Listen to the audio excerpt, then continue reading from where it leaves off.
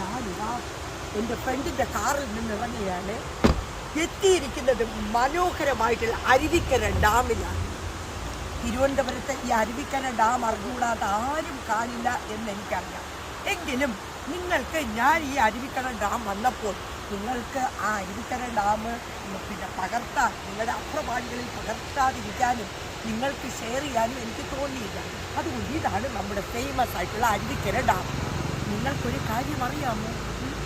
ഈ പിതൃതർപ്പണമൊക്കെ ചെയ്യുമ്പോൾ ഈ ഒരു പ്ലേസിലാണ് ആൾക്കാർ ഇന്ന് ബലിയിടാറുള്ളത്.